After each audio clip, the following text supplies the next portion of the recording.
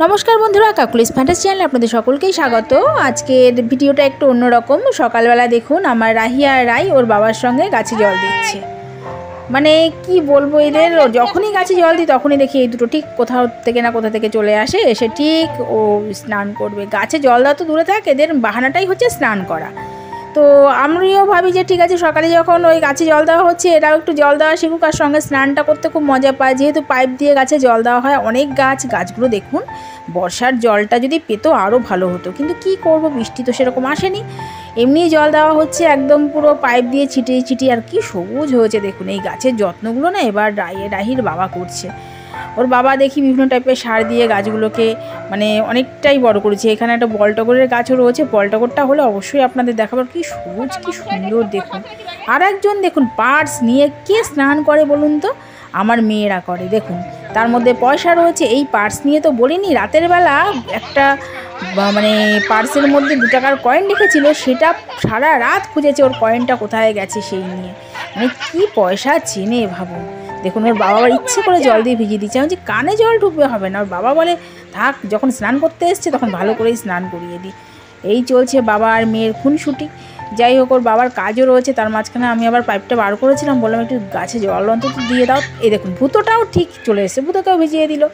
মানে কি আর বলবো, মানে এদের মানে নিয়ে না আমি সত্যি মানে নাজেহাল অবস্থা যাকে বলে। আর ভূতোটাও ইদানিং খুব বিচ্ছু হয়ে গেছে। ওই দেখুন দেখুন কী করছে, জল পেয়ে কি আনন্দ। আর এই পাশের গাছগুলো দেখুন, এই পাশের গাছগুলো না দেখিয়ে দিই। আমি গাছগুলোকে একটা সাইড করেছি, পুরো গাছগুলোকে একটা সাইডে একদম লম্বা করে লাগিয়েছি। কারি পাতা গাছটা দেখুন কি সুন্দর।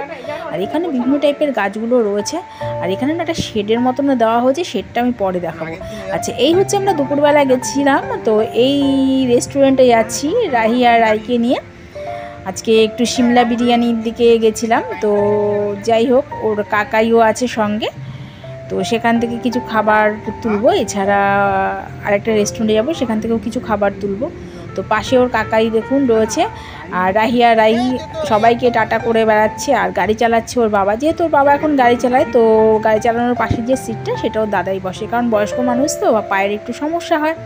উনি আবার পেছনের সিটে ঠিক বসতে পারে না। আর সত্যি কথা বলতে কি, যেহেতু 5 সিটার গাড়ি, তো আমাদের তো মানে 6 জন হয়ে যায়, বাচ্চা নিয়ে 6 জন। তো যাই হোক, ওই আর কি চলছে। এরপরে যখন বড় গাড়ি কখনো কেনা হবে তখন দেখা যাবে। এখনও তো সব মানে বাচ্চারা ছোট রয়েছে, যখন এরা বড় হবে তখন অবশ্যই আমাকে বড় গাড়ির দিকে মানে হাত বাড়াতে হবে, কিছু করার নেই। কিন্তু যতদিন আর কি এভাবে চলে।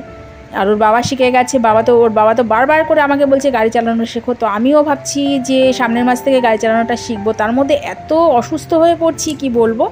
মাঝখানে আমার কয়েকদিন প্রেশারটার প্রবলেম করছিল, আর ইদানিং একটা নিউট্রিশনের প্রবলেম তো চলছে, কিচ্ছু করার নেই, খাওয়া দাওয়ার প্রবলেম।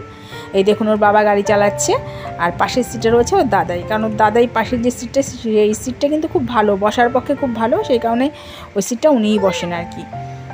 তো আমরা প্রায় রেস্টুরেন্টের কাছাকাছি চলে এসেছি। এবার ওর কাকাই গেছে রেস্টুরেন্টের খাবার আনতে। এই যে দেখুন দূর থেকে ওর কাকাই আসছে, সিমলা বিরিয়ানির খাবার প্যাকেট করে নিয়ে আসছে। তো সেইগুলো এবার গাড়ির ডিকিতে ঢোকানো হবে। তো ডিকিটা খোলা হলো, এবার আস্তে আস্তে খাবারগুলো ভেতরে ঢোকানো হোক। আর এই প্রত্যেক সপ্তাহে আমরা এখন রেস্টুরেন্টে যাচ্ছি, সপ্তাহে একদিন করে। আগে আরও বেশি যাওয়া হতো, এখন একটু কমে গেছে। মনারা যেহেতু মাছ খেতে চায়, মাঝে মাঝে অফিস রেস্টুরেন্ট থেকেও খাবারটা আসে, কিছু করার নেই।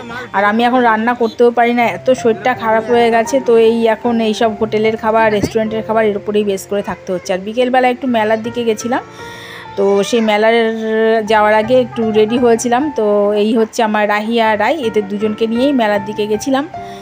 এই মেলায় কী কী কিনেছি সেগুলো আমি নেক্সট ব্লগে আপনাদের সামনে অবশ্যই নিয়ে আসবো। আর আমার রাহি রাইকে কেমন লাগছে এই জামাটা পরে দেখুন। এটা ওর মামা দিয়েছিল জামাটা সত্যি মানে এত ভালো লাগে। এরা এইসব জামাগুলো পরলে অনেকটা স্কার্টের মতো লাগে, নিচটা দেখতে দেখুন। তো একজন তো টাটা করছে, আর একজন দেখুন পুতুল নিয়ে পেছনে নাচছে, ওই দেখুন। যাই হোক, আজ তবে এই পর্যন্ত, ভিডিওটা বেশি বাড়ালাম না। আপনারা আমার সঙ্গে থাকুন, পাশে থাকুন। আর যারা সাবস্ক্রাইব করেননি অবশ্যই করবেন। ডাকছি, নমস্কার।